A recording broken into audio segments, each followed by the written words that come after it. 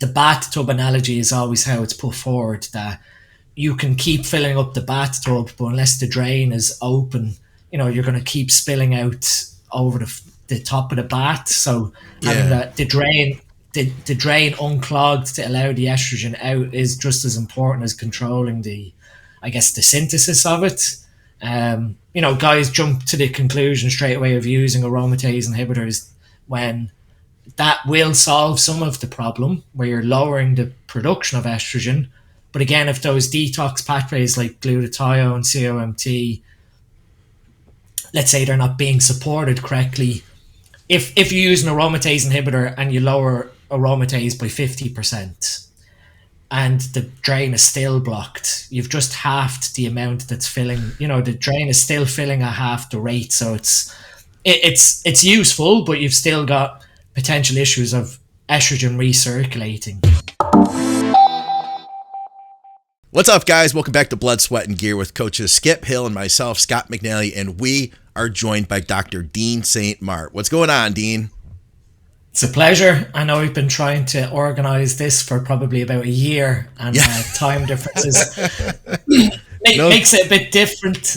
But here we are, nice and late for me, nice in the afternoon for you guys, but a pleasure to be invited on. This is first thing in the morning for Skip. Like, Skip literally just got up mid-afternoon. That's how he's on, like, the teenage schedule. Yeah, exactly. Just graduated high school schedule. Guys, remember, if you're new to our content, we would love to have you along for everything we do. We have several bodybuilding podcasts that come out each week. So like, share, subscribe, and all that stuff. Plus, you guys can comment with questions for the next episode. And thank you to TrueNutrition.com for everything you do, supporting our programming. You guys can use our code THINK at True Nutrition to get some additional savings on high-quality, third-party tested supplements from a company that you can trust.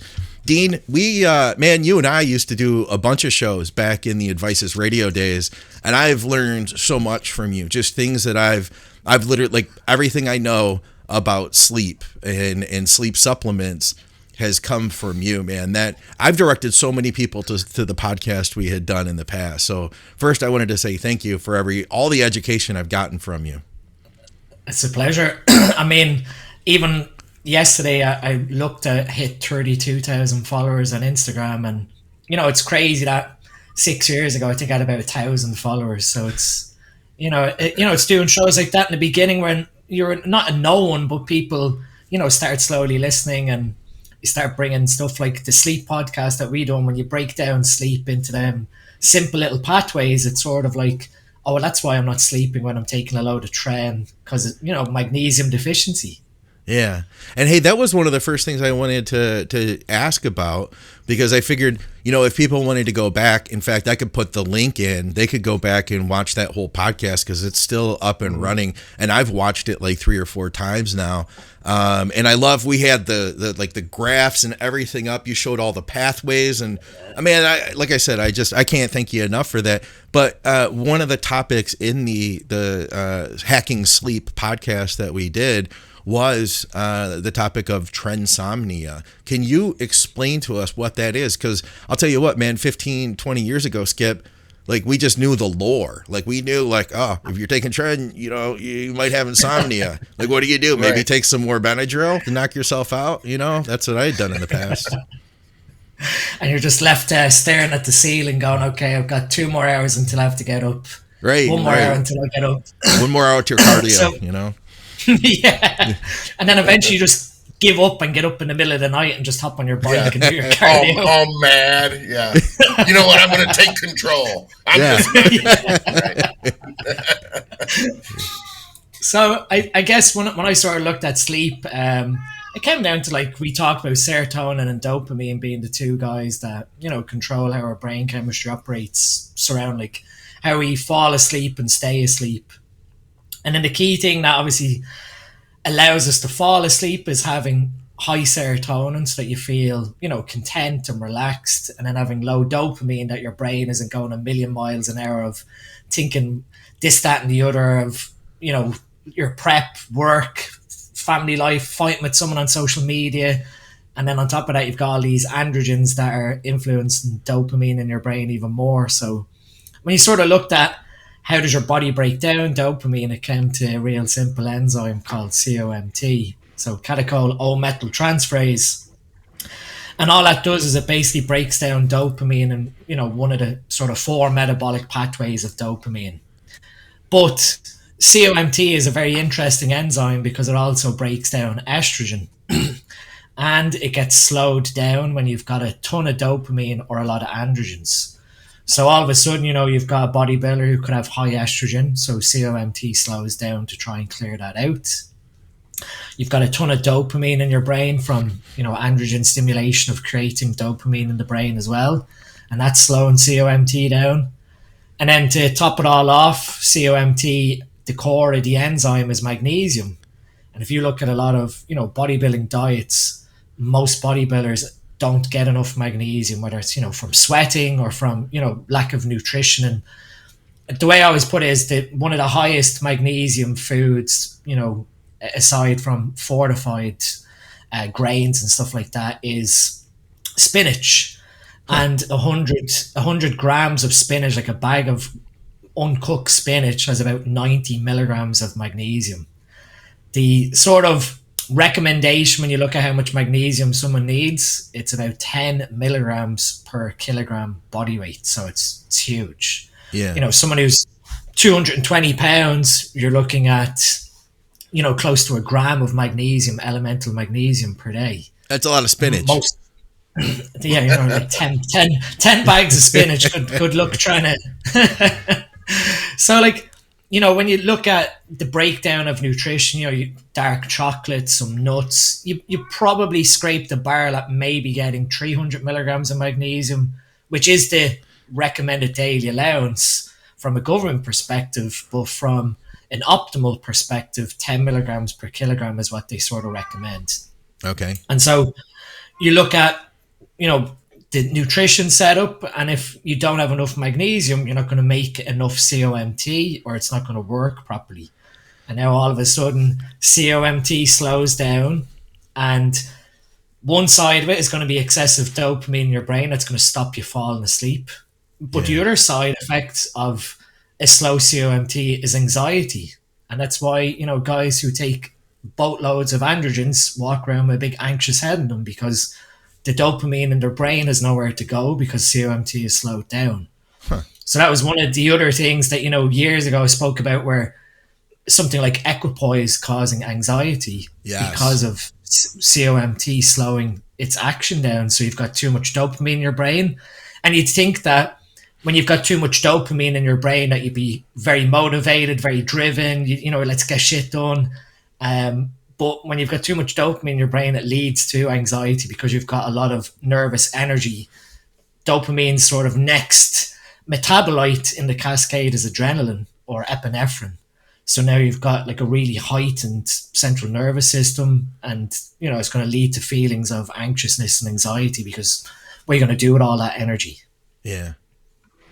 Yeah, I've lived that personally, so I know what you're talking about. So what's the fix for this? It sounds like you're saying magnesium supplementation.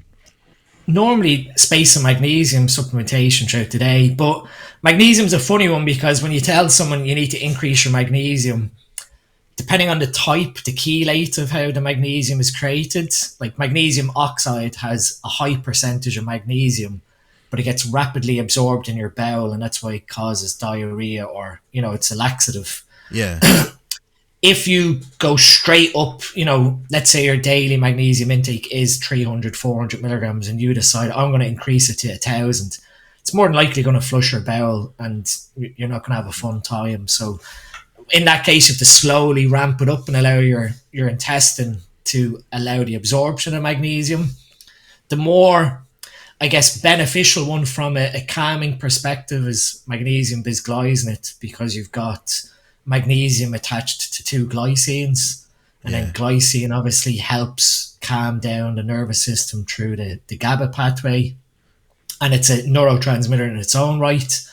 So if you space your magnesium bisglycinate, 2 capsules at every meal, or 3 or 4, depending on what level of magnesium you require, by the end of the day, you're sort of hitting your magnesium target, provided your sleep hygiene is good in terms of like not getting yourself excessively amped up before bed, checking emails, arguing with people online.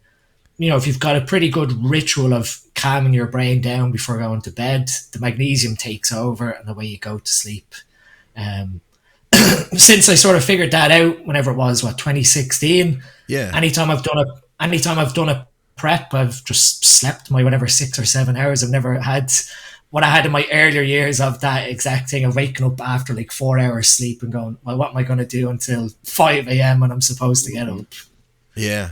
Yeah, that's I solved that problem by arguing with people all day, and then that way it's no different before bed than it is like when I wake up.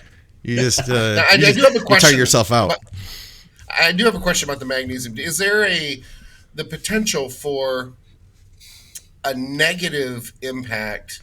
Let's say that I decide I'm going to increase my magnesium, which I'm already on top of. I have a pretty good, and I actually sleep like a rock, whether I'm on tren or I'm not on tren, which is uncommon, incredibly uncommon. And it irritates the hell out of my wife because I can sleep through anything, stress, noise. It really doesn't matter. I'm out in like 2 minutes. Anyway, and she has central apnea, so it makes it even worse that she's mad about it because she has no control over that. So, which is a whole other rabbit hole. But taking too much magnesium, say, prior to training, is there a negative? What are the negatives here? Are there any? Not that I'm aware of. I mean, like that, yeah, if your bowel can't tolerate it, you're going to be running to the bathroom in the middle of your training session. Funny story, that actually happened. We have an electrolyte supplement with supplement needs. The original formula, I had put magnesium oxide in it to help hydrate the bowel. So when you wake up in the morning time, you'd take the electrolyte plus, and within about half an hour, the potassium sodium would hydrate you, and the magnesium oxide would help the bowel, and you'd have a nice bowel movement. I got gastroenteritis, and I was trying to keep myself hydrated, and every time you'd get sick or whatever, you'd drink the electrolyte. Eventually, the magnesium oxide was flushing me more than the actual bug. That eventually I realized, okay, long term I have to change this formula. It was clever to start, but anything beyond like 2 servings and you're just causing havoc. So yeah, the type of magnesium, probably, if you're taking magnesium bisglycinate, probably going to have some level of dampening again onto your neurotransmission. It's glycine and GABA that probably have you a little too chilled out for training, depending on your neurochemistry. But other than flushing your bowel, I can't see having too much of a negative taking a load of it before training. All right, my brain was thinking the kind of calming effect really isn't a good way to explain it, but just would there be any negative impact on contractile force? I guess the reason that I say that is because, and correct me if I'm wrong, but I've always known magnesium to kind of chill skeletal muscle. Now, am I off on that? Is that a bad way to maybe I'm not explaining it very well, but it almost kind of does. Here's another example that might hit a little bit, be more clear. If I'm having or someone is having kind of a muscle spasm, like a twitch, tricep is jumping, and you're like, what the hell? Magnesium has always calmed that almost immediately if I add magnesium. So it may have just not been something that I heard, but something that I assumed that, okay, well, if this is going to chill, the muscle in any type of maybe stimulation or maybe even impact contractile force, I don't know if I want to take a bunch before I train. But again, is that a wrong assumption, or is there anything there? Not that I've ever seen, but I can sort of see where you're coming from. I mean, when you sort of look at what controls contractile force, it's calcium. And then magnesium is an electrolyte, like calcium is an electrolyte as well. So yeah, maybe in theory there's something there, but definitely, like you said, I probably wouldn't dose a load of magnesium before training for the pure simple fact of, again, stimulating your bowel, but also because COMT clears dopamine and dopamine feeds into adrenaline. Like what you're saying there, you could end up being a little too chilled out going into your training session where you're relying on a bit of adrenaline during certain sets to pick you up. That it might take not the edge, but might take away some of that focus from your training, given that it's balancing out your neurotransmitters. Fair enough. And I guess the other side of it, if someone was like a real a-hole that was like really driven up, it might chill them out a little bit, but that's so it could be beneficial. Yeah. So are you saying too then that would this help if you had higher, because you said that COMT is responsible for also helping to clear estrogen. So, yeah, because one of the things I'm seeing all the time is guys that are commenting on the podcast, and the first thing they say is like, I'm a high aromatizer. And they come to this conclusion because they have high estrogen, and they think, oh, that must mean I convert a lot, to a lot of estrogen versus clearing estrogen. I think that's another factor that a lot of people haven't paid attention to. And I've been trying to bring more attention to that. COMT, adding magnesium, could help reduce estrogen as well, is what it sounds like you're saying. Yeah, I mean, so you create estradiol, and then estradiol gets converted to estrone, E1. And then E1 has 3 different metabolites, 16, 4, and 2 hydroxyestrone. So there's 3 pathways. 4 hydroxyestrone gets cleared out generally through glutathione. So glutathione will conjugate onto it and you excrete it out. Yes. And then the 2 hydroxy becomes 2 methoxy, and that's through COMT. Okay. And so COMT needs a metal donor like SAMe or methionine, so that the whole methylation cycle, and then it needs the COMT enzyme, which uses magnesium. So, creating estrogen is one part of the equation, and then the actual excretion or detoxification of the estrogen. It's sort of like, the bathtub analogy is always how it's put forward, that you can keep filling up the bathtub, but unless the drain is open, you're going to keep spilling out over the top of the bath. So having the drain unclogged to allow the estrogen out is just as important as controlling the synthesis of it. Guys jump to the conclusion straight away of using aromatase inhibitors when that will solve some of the problem where you're lowering the production of estrogen. But again, if those detox pathways like glutathione, COMT, let's say they're not being supported correctly, if you use an aromatase inhibitor and you lower aromatase by 50% and the drain is still blocked, you've just halved the amount that's filling. The drain is still filling at half the rate, so it's useful, but you've still got potential issues of estrogen recirculating. And on the other side of it is the gut. You've got a certain bacteria in your gut that can produce an enzyme called beta-glucuronidase. Right. I was going to actually ask you about that next and ask you where glucuronidation tied into this. Yeah, like the beta-glucuronidase enzyme will take away glucuronic acid from estrogen. So normally you conjugate glutathione or glucuronic acid or a sulfate. There's all different types of conjugation reactions to make something more water soluble so you can pee it out. Yeah. And if, for example, you have, let's say a conjugated estrogen in your feces, in your intestine, and you've got this bacteria that likes glucuronic acid, it makes the enzyme, cleaves away the glucuronic acid, feeds itself, and then because the estradiol or the estrogen molecule left behind is fat soluble, it just passes back into the bloodstream and away it goes to it basically undoes the work of it was prepared to leave. And so you're saying, to kind of, I guess, in a real simple way, we're talking about now we're going to the gut, where not only, so the gut also has a responsibility for helping to clear estrogen. So for these guys who think that they have, they're high aromatizers and we're trying to help them to better clear estrogens, let's go to the gut next, because I wanted to ask you all about that. Just to kind of pull us back to the surface of the conversation, I know that you were diagnosed as celiac recently now, and I know you mentioned to me that that's been like life-changing for you. Am I right? Absolutely. We had a suspicion for a few years that something wasn't right, but I could never put my finger on it. And how we sort of picked it up was complete, I guess, serendipity. 12 weeks. So I won Mr. Ireland, won the classic class Mr. Ireland, and that was sort of always my goal. That was always my goal. I see there was a question on Facebook about why, would I not get bigger? And for me, classic bodybuilding was always what I wanted to stay in. So I retired after I sort of fulfilled that personal goal. Happy, waited, 12, 14 weeks post-show to do bloods to see where things were sitting.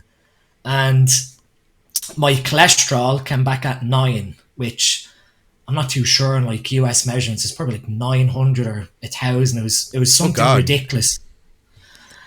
And so I'm looking at the result and I'm like, okay, my LDL is at 9 and they couldn't even detect my triglycerides. That's an assay problem. And complained to the lab. Yeah. Basically, they said, okay, yeah, we can see your historical trend is, your total cholesterol has always been like sub 3. Again, I'm not too sure on US measurements without going to a calculator. But that would be normal. Normal low. And they said, okay, we'll retest your bloods again. So we test them again, same result. I was like, okay, something's seriously wrong here. Whether it was like fatty liver or something else.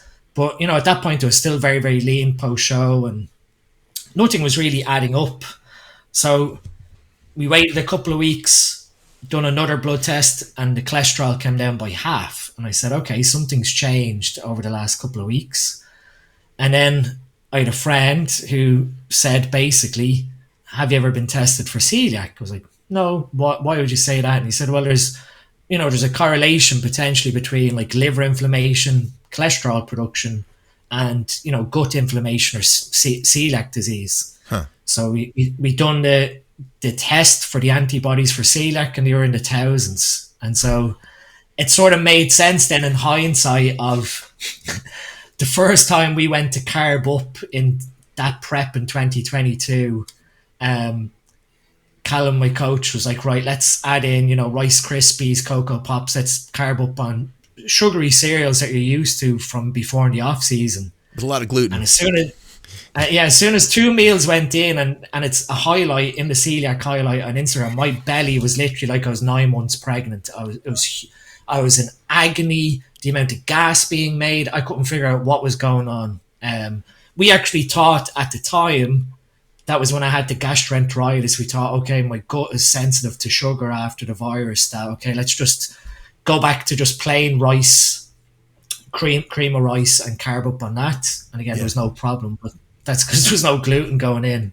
Yeah. But literally after that sort of diagnosis, that was last March 2023, I started to, just train for fun, enjoy training, just keep myself in shape. And then as it sort of got to like September, I still wasn't too happy with what was going on in the system.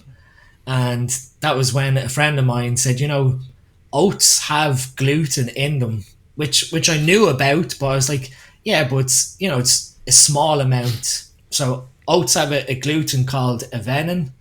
And for anyone that's listening here, basically every grain has gluten, even rice. But it's the percentage of the protein, of the prolamine protein, what we call gluten, that's in the grain. So oats have avenin and they're present in a 10 to 12% amount. Okay, yeah. But the thing is, avenin molecularly looks very similar to gliadin, which is the gluten that's in wheat. So I was still having oat milk, thinking, okay, this is still fine. I'm, having predominantly rice, but I'm having some oats. And my bowel function wasn't 100% what I'd sort of consider. So one Sunday evening, I went, you know what? I'm just going to do a 5-day fast, and I'm just going to basically reset my gut from the inside out and just drink nothing but water for the next 5 days. And it was like just someone just switched on this light in my head and my body that 14 pounds of water flushed off me. It was like my brain function had gone back to how it was in my like early 20s, where I didn't have this brain fog that I could never put my finger on. And after that, just the low inflammation of being very diligent of just sticking with rice as a carbohydrate source, I went into a small little push phase where, TRT and 200 milligrams of Primobolan, and Okay. my physique just changed like that after being on TRT for, the guts of nearly a year. That it then started to sort of put things in my head of, what if I went back and competed knowing that I'm celiac? And at the time, Morgan, my wife, was like, "You're not going back competing." She was like very putting her foot down. That chapter's done. You said you were retired, and I was very happy. But there's still a sort of thing in the back of your head of, what if you.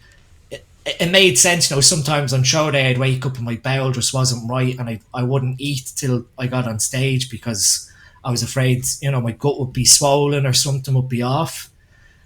And so this year I just decided, right, I'll get in shape for our vacation. There's a show right before we go on holiday on the Sunday and we go on Tuesday. Why don't I just aim for the show? If I do, I do. If not, it's just, it's a diet to speak rather than a prep.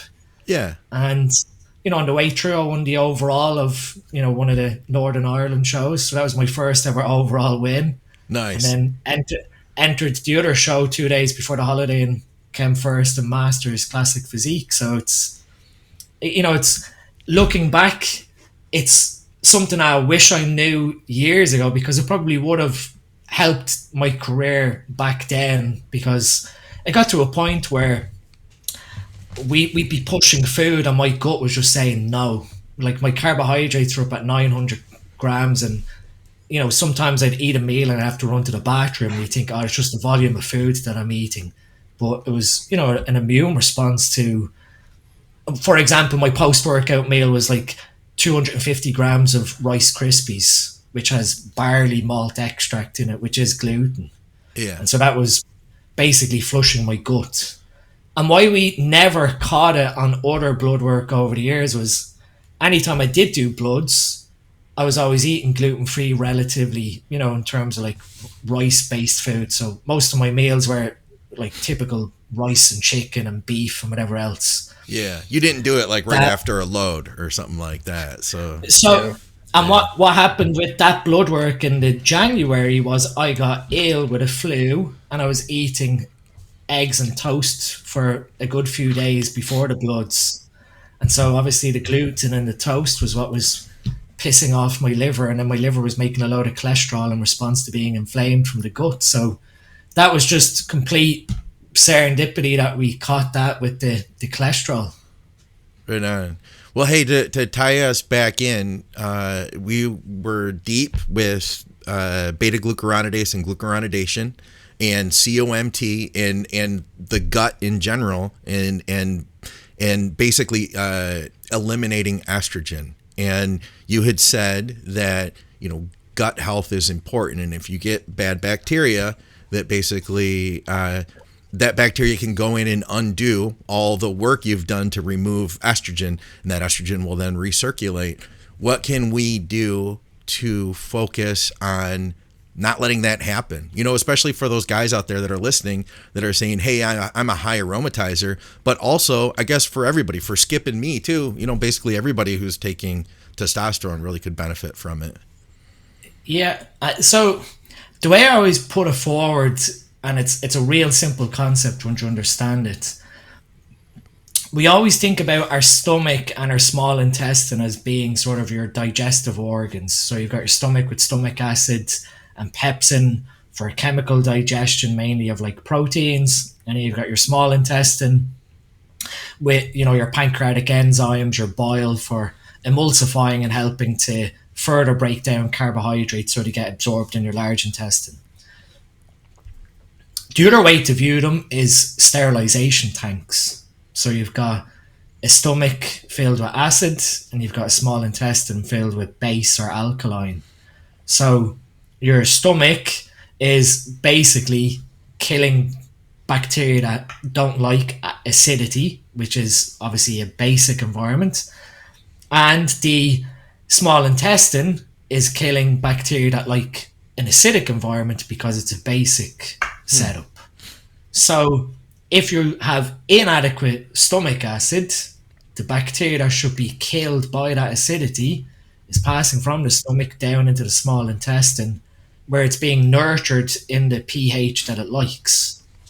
So your stomach acid health, not only from like a digestive perspective, breaking down your protein chemically, it's vital from a sterilization perspective to keep the small intestine, I guess, free of pathogenic bacteria.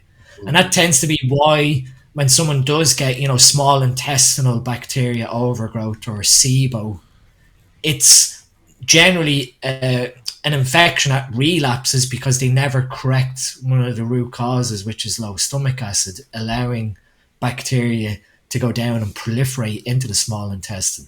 Yeah. So one of those, opportunistic bacteria produces that enzyme beta-glucuronidase. So first and foremost, your stomach acid health is vital. Having the correct, I guess, level of stomach acidity to help you break down your protein, but also keep your stomach healthy and sterile. So that's one thing you could look at, maybe supplementing with betaine, HCl, and pepsin, depending on, your stomach acidity.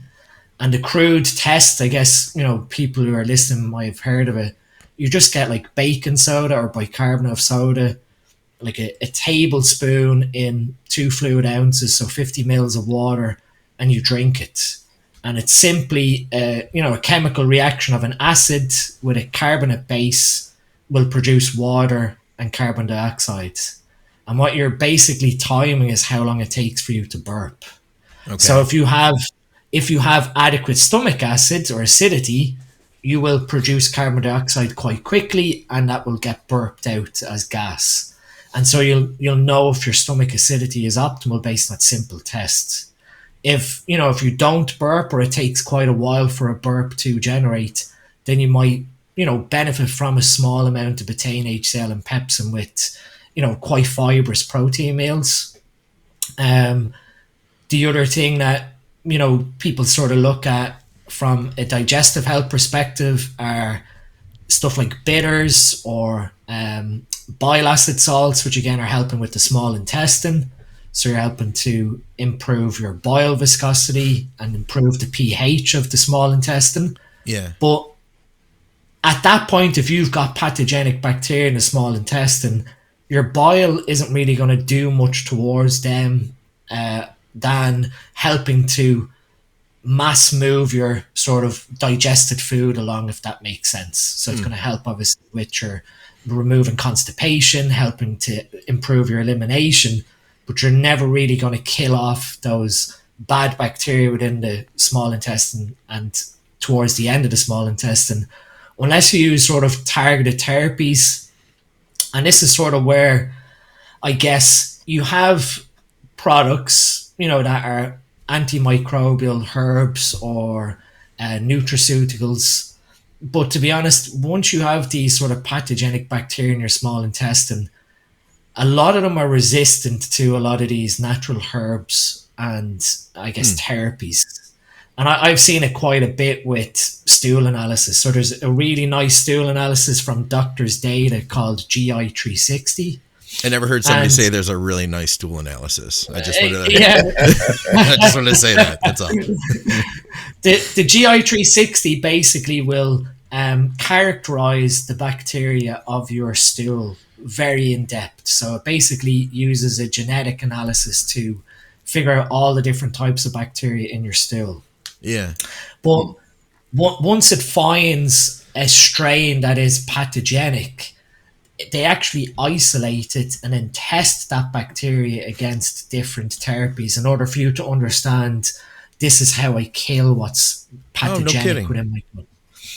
And, I've seen various reports where stuff like, let's say, berberine that people sometimes use, or golden seal as it's called, for killing bacteria within the gut, the bacteria is resistant against it. And it's resistant against, say, 3 or 4 different antibiotics that if they were prescribed something conventionally like amoxicillin, they're not killing this bad bacteria without a more targeted, I guess, antibiotic.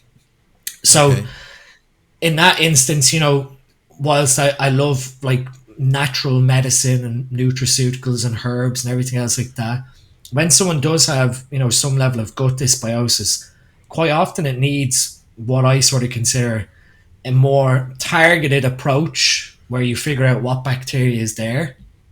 And then you take the sledgehammer, which is obviously the pharmaceutical, target it properly, like sort of like an assassin, kill it off. And then after that, you could potentially use something like, berberine or uva ursi or any of these sort of natural herbs, rosemary, thyme, whatever, to try and keep the gut sterile after you've gotten rid of the infection. But a lot of the time you've got guys who are being told, here's a list of like 20 different supplements to take when you have dysbiosis. Yeah. And they see a marginal improvement because some of these, I guess, herbs do have efficacy. But the problem is that certain bacteria are intelligent, so that when you start killing it off, it starts producing biofilm, which is like, I guess, a protective sticky coating that they create around themselves that basically they hide inside. And it's like, basically it's like slime, and you need something that will dissolve that slime to get at the bacteria. That's wild. And that's sort of where you get relapse, and why when you take an antibiotic, why it's prescribed for 7 days. Most antibiotics, when you look at the pharmacology, kill about 90 to 95% of the infection within 72 hours. The other 4 days are to ensure that any spores, any biofilm, anything sort of left remaining is killed off completely, so that you don't end up with relapse or resistant infection. All right. How about somebody who doesn't have gut issues like on this level? What would be your suggestion for us to take care of ourselves to not end up there? So if you don't, look at your bloods. One thing on your blood work that'll let you see about your stomach acid would be urea. So let's say you have excessively high urea, and that can come obviously from having a high protein meal the night before your blood work. But if you have high urea in your blood, it's sort of showing slow nitrogen metabolism, which can come from inadequate stomach acid. You're not breaking down protein fast enough. So that can give you an insight that you're either a little dehydrated the morning of your bloods, and that there's still resident protein digestion happening from the night before. So again, it goes back to making sure that your stomach acid health is completely optimal. And, we often joke about guys who have, bad flatulence and bad smelling gas. Quite often that is a sign of, putrefaction, because you've not broken down protein correctly in your stomach and it's passed into the small intestine. So stomach acid health, is top tier one, because that's your first sterilization tank. And then the other one, I guess, from a commensal bacteria perspective, making sure that you're eating prebiotics, fibers, you're feeding obviously your good bacteria that make your, I guess, postbiotic, if you want to call them that, which would be like your butyrate, your short chain fatty acids that our bacteria in our gut make for us, that feed into energy metabolism. So it's important that we're feeding these good guys what they like to eat, because we get a benefit out of the short chain fatty acids for fat burning, energy metabolism, our mood. So that's the other thing that make sure fruits, vegetables, certain supplements can be useful to help feed those bacteria. You can, I guess, seed your gut with stuff like sodium butyrate, or from a fat source perspective, having stuff like coconut oil or ghee, which is clarified butter, that can help feed the gut with short chain fatty acids as well. So there's a lot of different things. Even going back to beta glucuronidase, taking something like calcium D-glucarate to keep giving the body a source of glucarate to conjugate. Yeah. Or I've never tried it personally, but the only thing that I've ever found in the literature as a beta glucuronidase inhibitor is L-aspartic acid. So we all know about D-aspartic acid from the testosterone boosting perspective.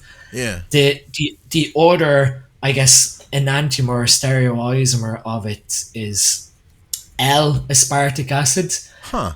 There was some studies surrounding beta-glucuronidase activity being slowed down by L-aspartic acid. And you can get that as a supplement. Okay. The other thing, people, when you talk about estrogen metabolism, like DIM is a supplement that's always thrown about, like take, natural DIM or, indole 3-carbinol, these, certain metabolites of cruciferous vegetables. All they do is speed up pushing estrogen to estrone. So you're getting rid of the estradiol into another type of estrogen, but then the estrone, like we spoke about, gets broken down into 3 different ways that it could still end up in the gut, getting deconjugated and back into circulation. So DIM isn't like a savior. You're just getting rid of estradiol to another type of estrogen. Yeah, which, I learned about calcium diglucarate a couple of years ago now, thanks to Victoria. I've seen huge benefits with it for people not needing, we see so many people nowadays that are saying like, oh, I have to use Masteron, I have to use Primo, like this whole, like, got to use a DHT with my TRT. It's like, you can really do that a lot of other ways. You don't have to just take a DHT drug with it. You don't have to double your TRT. You know what I mean? Yep. And that's going back to looking at how the elimination pathway is, because we're always sort of focusing on like the transformative pathway, which would be, the aromatization. Yeah. But you never really focus on the elimination aspect. The same could be said for your testosterone, testosterone being metabolized at your liver. I've seen, going back to gut health, I had one really interesting consult where no matter what dose this person took, they were achieving about a quarter of what was expected. Okay, yeah. So I've seen guys like that.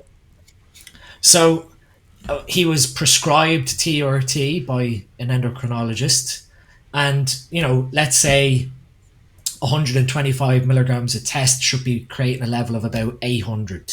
Yeah. His test level was coming back at like 250, 300.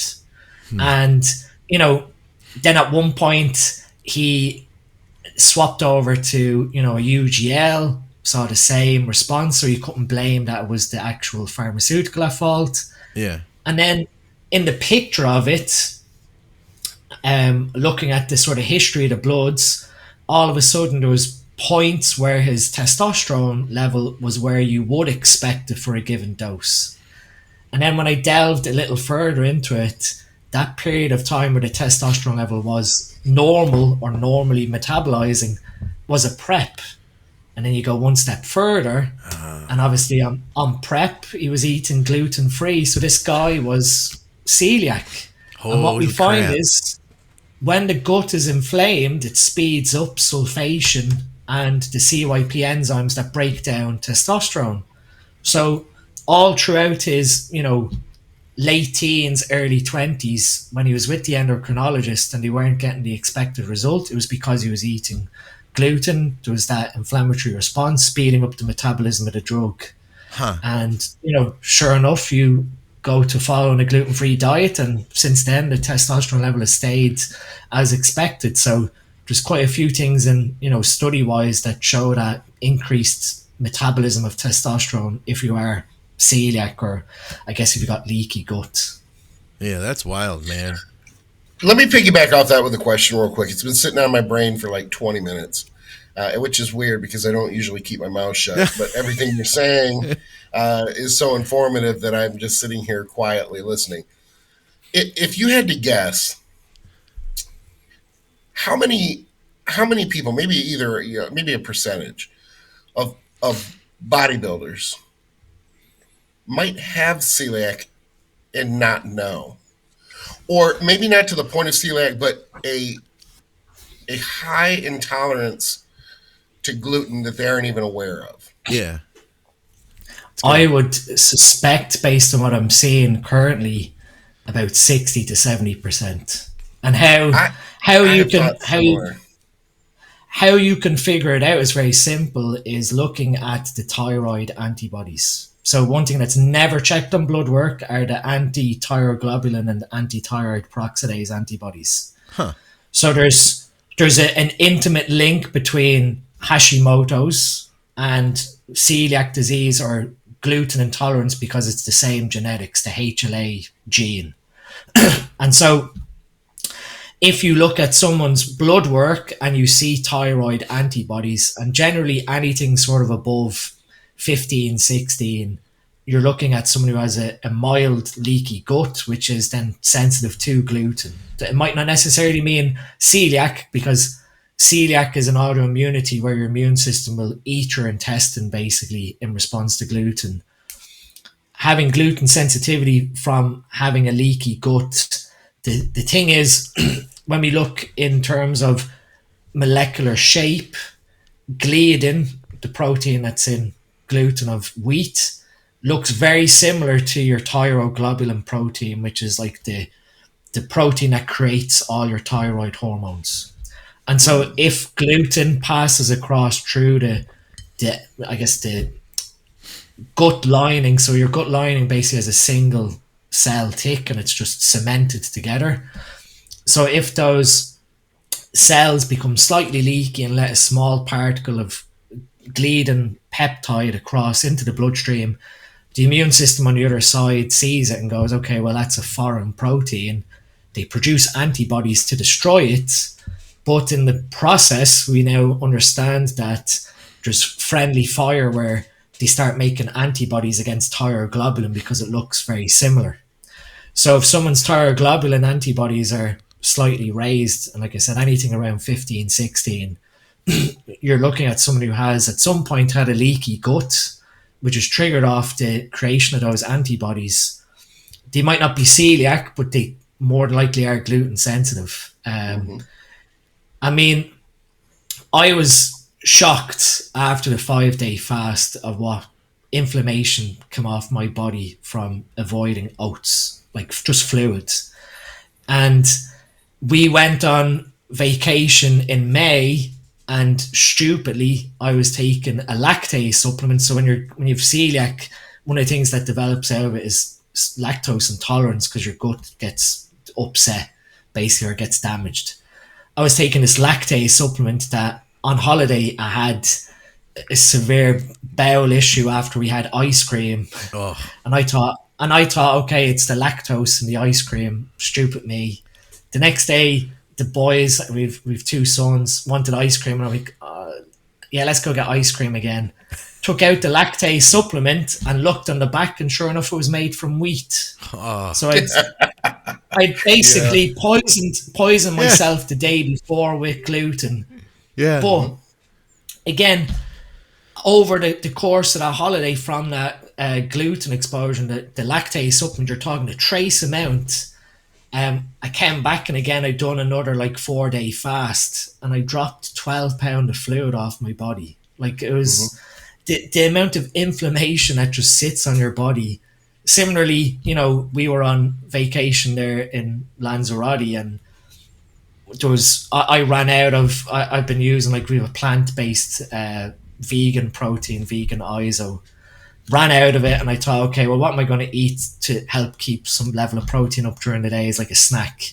And there was lactose-free milk puddings, and I said, lactose-free, what can go wrong? Started eating them, and literally my weight started to trend every day by a couple of pounds. And when I came back, I was what, about 12 pound over stage weight from when we went away.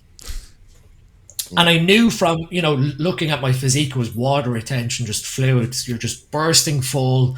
You're sitting down, you're like, this should actually hurt, but I've got some cushioning on my glutes. That similarly, when we came back from vacation, I'd done another 4-day fast, and I dropped 18 pounds. And that's a post on my profile of the before and after picture. And you'd swear that I'd done like 7 weeks of dieting between the 2 pictures. And that was literally, what we find is there's A2 casein, which is in milk protein, can create an inflammatory metabolite called a caseinomorph, that if you have the genetics and you're susceptible to it, it causes lymphatic issues, so your lymph drainage slows down. So again, that's where the fluid retention comes from. Not necessarily causes lactose intolerance symptoms where your bowel gets flushed and you have to run to the bathroom, but it causes this sort of cellular inflammation that it really shows, certain foods that bodybuilders are eating might contribute to an impressive sort of fuller looking physique. But under the surface, there's quite a level of inflammation going on from fluid retention. And that might, from a off-season perspective, it might have you looking, again, bursting full, massive, walking around, very, dense. But then it comes to contest prep, and if you have, these issues, it could be why your legs aren't completely separated, because you have that lymphatic drainage problem. Yeah. Hey, I got one more thing for you. Say that. Oh, go ahead. Go ahead. I was going to switch topics. What were you going to say, Skip? Well, real quick, it's funny that you mentioned the lymphatic system, because I found out this year that I have a mild sensitivity issue with gluten myself, and I found it by accident. I basically removed gluten without really meaning to. Consciously, I knew that, like you said, oats, and I eat. You know me well enough. I'm going to be blunt enough to call a spade a spade. I'll have a blowout. It just, if I need to empty my guts, give me oats, and it's just going to empty everything. It might as well be magnesium at that point. So I get away from it for 3-4 months, probably about 4 months. And I go back to, I had been loading, like, Scott knows, poke bowls, they're my big thing. I come back to some ciabatta bread with some jam on it. And I have the most horrific stomach cramping. And it just becomes so bad that immediately I know. And what was funny was I had one of the telltale signs. I get full as hell. Just looked ridiculous. And then I'm like, oh, yeah, this is awesome, because, I'm a meathead. And then I'm like, my wife is like, it looks like you have a golf ball on the side of your throat. And of course, because I've been married for 31 years, I'm like, it doesn't matter. Mind your own business. I'm full, bitch. Leave me alone. You can say that after 30 years of being married. I'm kidding. But the point is I didn't really care.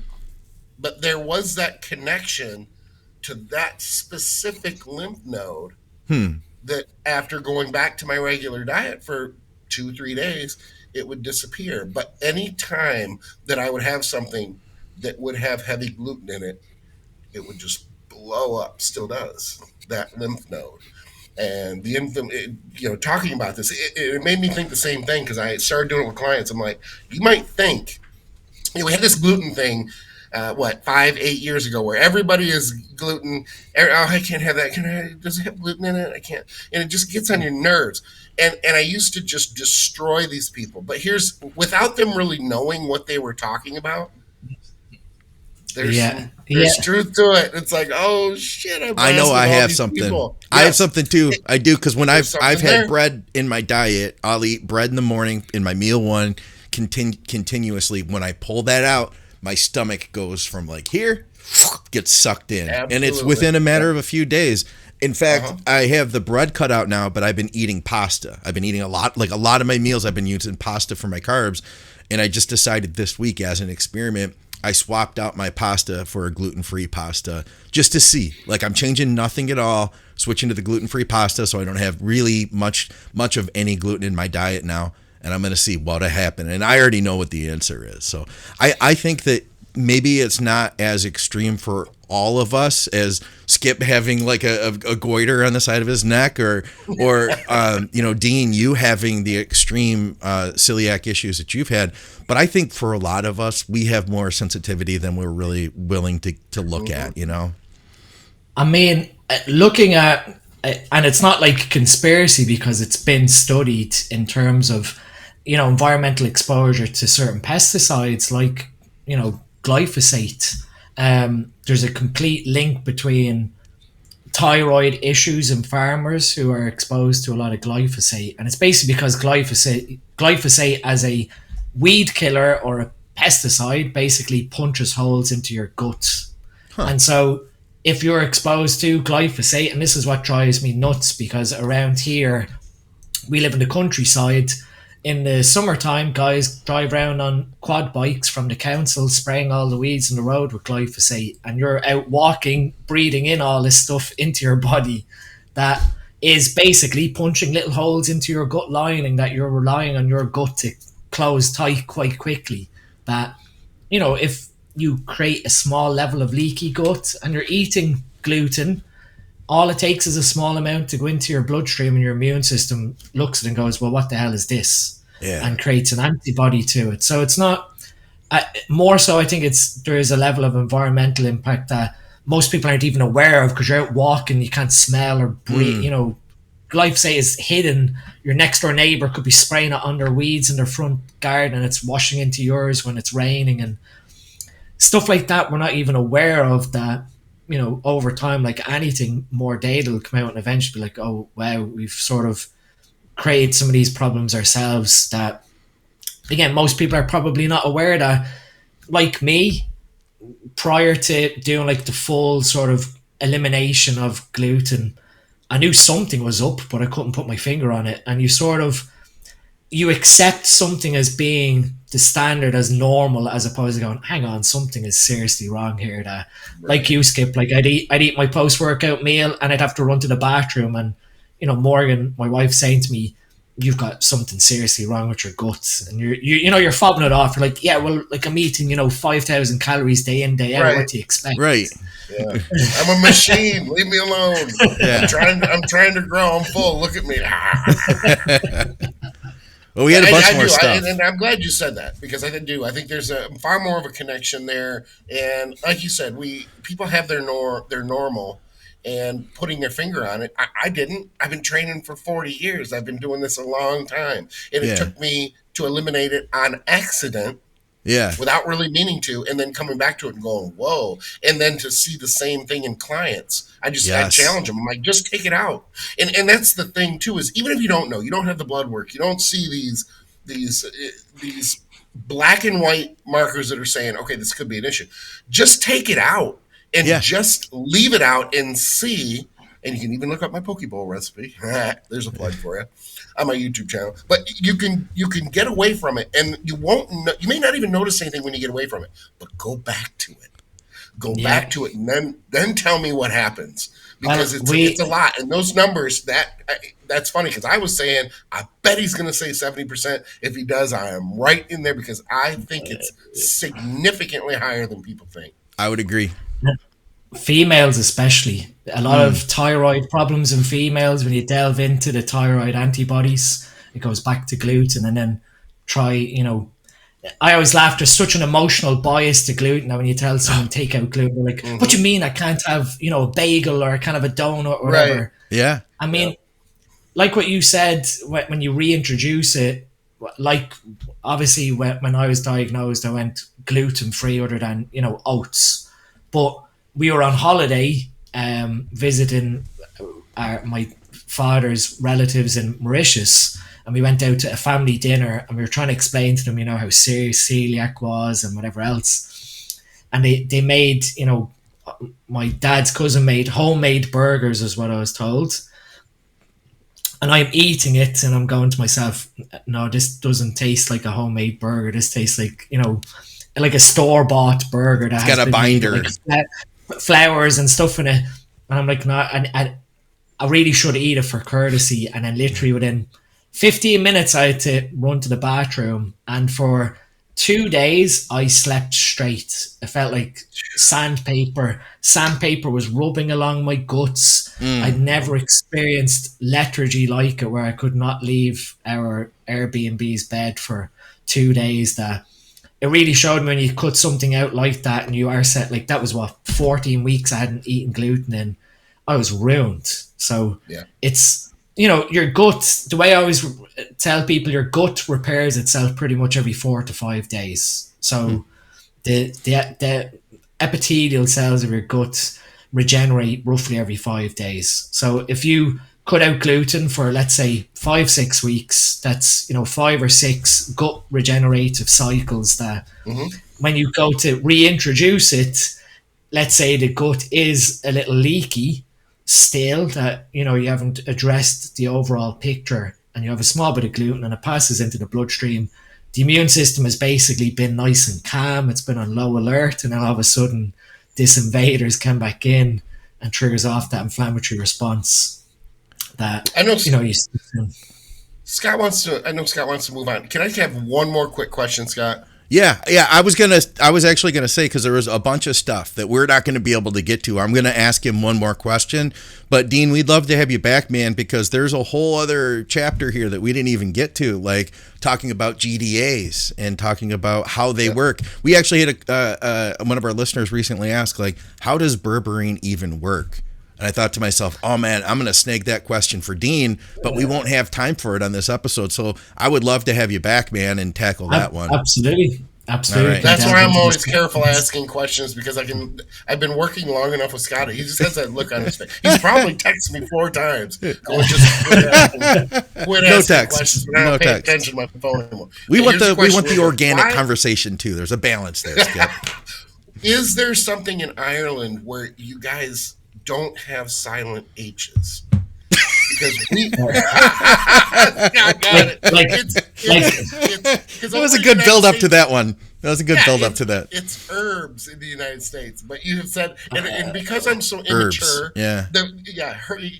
when I hear you say it, you say herbs, so the H is not silent. Victoria might say and herbs inside too. I'm giggling just a little bit, but Victoria that's might you say guys herbs. have. You have added U's, like in flavor and behavior, right? Right? Yeah. Well, we've also got, from where I'm from in Dublin, we've got like this, that, 33. Like we don't say this, that, 3, which is I got that.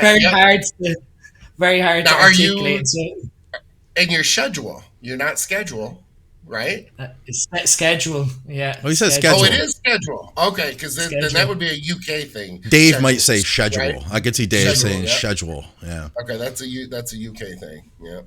And I'm not trying to get the UK Ireland thing going. So let's just get out on that. Well, actually, where I live is Northern Ireland, so we're technically UK. So it's quite interesting that my 2 sons would grow up around people who would say 3, 33, and then the 2 of them are in school and they're saying to their teachers 33, this, that, them, there. And so the teacher's sort of looking at them going, like, where did he get that accent from? So you've got a hybrid between Northern Ireland and a Dublin accent. I do want to ask one more thing though. So I know you've been doing a bunch of stuff with peptides, Dean, and I've seen on your Instagram a lot of posts about peptides that I'm not even familiar with in some cases. Is there anything peptide wise that you're really excited about right now? Yeah, great question. I mean, peptides, people have asked me before about, why am I so interested in peptides now? And I really enjoyed peptide science probably about 12, 14 years ago when they started to sort of come out from a mainstream perspective where, online boards, and you could read a lot of the outcome and researches with the GHRPs and the growth hormone analogs and whatever else, that quality was a big thing where it, just became a minefield where half the stuff wasn't even real. So eventually just sack that off because you can't even trust what's being made. And then obviously found something that was reputable. But what really drove my interest into it was the gut health side of things when you looked at stuff like lorazepatide. Lorazepatide is a peptide used in celiac and ulcerative colitis patients that lowers zonulin, which is the protein that makes your gut leaky. So one of the big things that helped heal my gut with the celiac was, doing research myself on lorazepatide with oral BPC, so improve blood flow to the intestinal cells and then get lorazepatide to close them shut again. There's quite a lot of peptides. There's a really nice paper, I can't remember the author off the top of my head, but it's about 2 years old, and there's a whole catalogue of all the peptides that are entering into phase 1 and phase 2 clinical trial. We're at a point now where what they're actually really trying to do is targeted delivery, because obviously a lot of them have poor bioavailability. The shape and size and the conformity of a lot of the peptides are quite sensitive. So if you can create a more stable delivery mechanism where you either, create a nanoparticle or you create something from I guess a pocket that protects the peptide when you put it into the system. You've got, more chance of it reaching the target tissues. So there's a few, I guess, it really depends on what you're seeking to get out of peptides. At this point, from top to toe, we've got peptides for cognitive function, for oxidative stress, for improving, cellular health. I guess everyone has sort of become very interested in what I've sort of done with this prep, and that was take a big emphasis on mitochondrial health. Yeah. And which is something I'm understanding that- interested in, with the long flu. That's been my number one focus. I don't know if everybody necessarily needs to do a big deep dive into it, but I think it's something I'm very personally interested in too. Yeah, because what I sort of figured was, and I mean, to put things in perspective, like we spoke, like I've got a show now in whatever 8 days, and currently, from a prep perspective, I'm eating 3,400 calories on a training day, 3,200 on a rest day. I do 10,000 steps and I do 20 minutes cardio in the morning. So, I can't say this is a prep where I'm absolutely suffering. And that came down to understanding, well, what burns body fat in your body? And it's your mitochondria. So, like, if your mitochondria are working efficiently and you're creating the energy balance for them to, you burst open a fat cell, the triglycerides and the free fatty acids go off out into your bloodstream. They arrive at your liver or they go into your mitochondria for fatty acid oxidation. Yeah. If your body is not inflamed, your mitochondria are happy, you've got good antioxidant balance, your mitochondria are going to do their job, and that's create energy for you. Yeah. And that's been the crux of basically how this prep has been a walk in the park. By improving the amount of mitochondria that you have with mitochondria biogenesis, so you can take like PQQ as a supplement or a pseudo vitamin is what they call it, that helps your body make more mitochondria. Yeah. What about methylene blue? That's another one too that one of our listeners asked us about. Ask you about.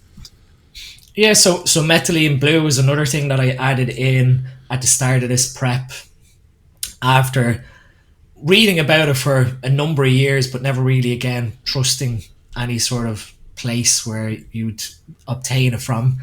And then managed to get hold of it and decide, okay, let's see what 10 milligrams is going to do based on all the research. And so methylene blue really just helps, without getting into the mechanism. There's, if you just put methylene blue mechanism PubMed into Google, the very first paper shows you the in-depth mechanism of how it works.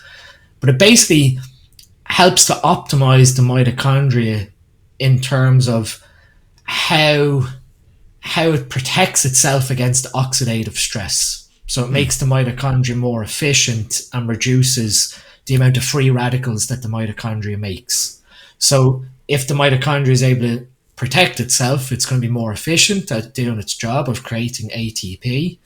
And also it's going to create less of a burden on your body, because one of the biggest things that causes oxidative stress in your body is your mitochondria. It's a paradox in that as the mitochondria make energy for us, they make free radicals like hydrogen peroxide, superoxide, and our defense mechanisms like catalase, glutathione, basically puts out the fire that the mitochondria are making. So they're just, making all this energy for us, not really caring what's happening after they make the energy. And our bodies evolved to, put it more into balance of putting out the fire that they're creating. Yeah. If you can, control that oxidative stress, then those free radicals that are made by the mitochondria don't ever get a chance to go off and damage other tissues or cause, issues throughout the body. The other thing that methylene blue helps with is improving oxygenation of hemoglobin and, nutrient transport, helps with brain function, just a whole host of things. I guess one thing that I sort of caveat with methylene blue is probably one of the biggest risk things that you need to understand is that it's an MAO inhibitor. So going back to the sleep podcast, MAO is the enzyme that breaks down serotonin and can break down dopamine. So there's two different types, MAO-A and MAO-B. Okay. So methylene blue can slow down MAO-A, which is your serotonin metabolism enzyme. So it can raise serotonin levels in your brain, so it can help, alleviate moods. But there's, like dopamine causing anxiety, there's a fine balance between having too much serotonin and too little. Too much serotonin causes serotonin syndrome, which can make someone very manic and agitated and aggressive. That there's a very fine balance when it comes to your neurochemistry. That methylene blue, for certain people, again, one of the things that is a MAO inhibitor can be someone who is taking something like opioid antagonists like methadone. That was another. Someone asked me before, can I take methylene blue if I'm on an opioid therapy like methadone? And methadone is an MAO inhibitor as well, so there's potential there for serotonin syndrome with the two of them blocking out the MAO enzyme. So, something as simple as that these things have powerful consequences if you don't understand the deeper mechanism. Like someone looks at methylene blue and goes, oh, helps to improve mitochondria, gives me great energy, gives me great oxygen, and that's where they stop breathing. Yeah. And then the fine print at the bottom is, oh, well, may raise your serotonin, and you've not paid attention to that, and you're taking maybe an SSRI, or like I said, something that slows down MAO, that all of a sudden a person's extremely aggressive and can't figure out why, or, can have serious consequences. There are case reports of people using methylene blue and causing harm to themselves because of that brain chemistry. So it's something that, I've personally enjoyed, and I get away with it because in terms of my genetics, I have an MAO-A genetic defect that causes MAO-A to work 90 times faster than a normal person. No kidding. That's one thing that, when I delved into my genetics, it made sense why depression ran on my mom's side, because we have a fast MAO enzyme. And depression never resulted in me, because as an athlete I was eating a lot of protein, tryptophan, feeding that enzyme the substrate to keep up with the demand, so my serotonin level stayed optimal. And so when I take methylene blue, I slow down MAO and I get that serotonin lift further because of what it's doing to the brain chemistry. But unless you've delved into that deeper level of how your brain works or your genetics, you might not, have that deeper understanding that it can cause harm. And that's why when we're talking about these things, you have to talk, fully transparent and understand the whole picture than, saying, oh, this is great for endurance or great for mitochondria, but there's hidden sides to it.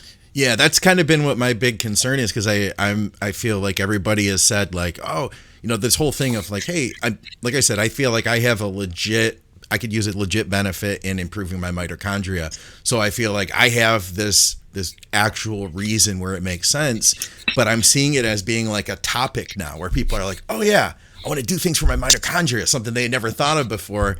And I love hearing that, yeah, take it a step further and actually think through. It's not just like an innocuous substance that you're taking here.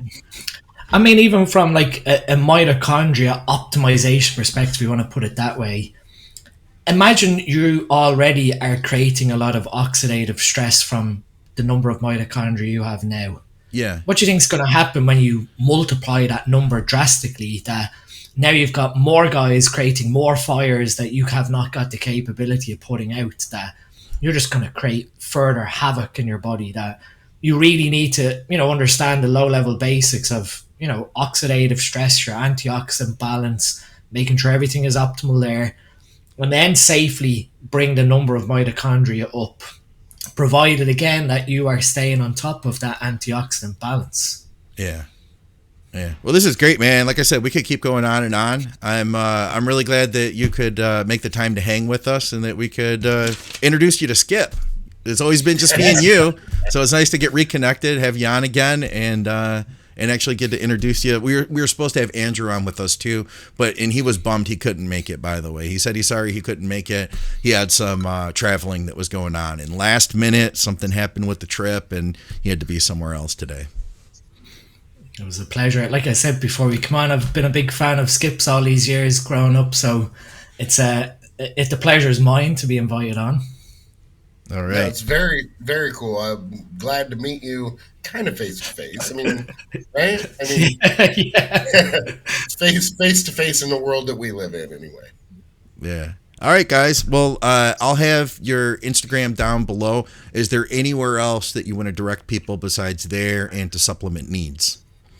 I guess just the retail store, supplementneeds.co.uk, and then the education platform that talks about all the products, sneducation.co.uk.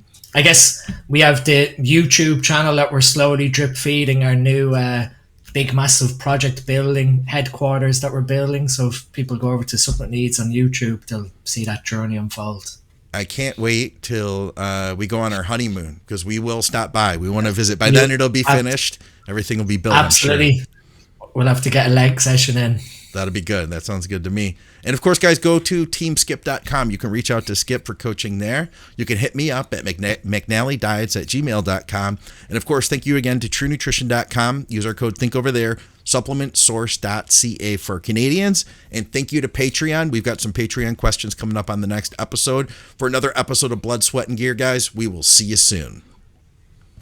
All right.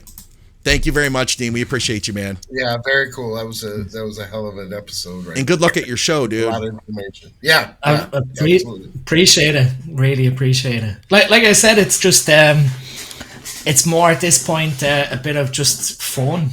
I've never thought a prep could be like this, that you just get up each day and sort of live your life. Like I said, I wish I knew all of these things when I was in my 20s, fucking trying to batter myself through a prep, thinking, that last prep with gluten, there was days where I just felt like a bag of bricks and couldn't figure out what was going on.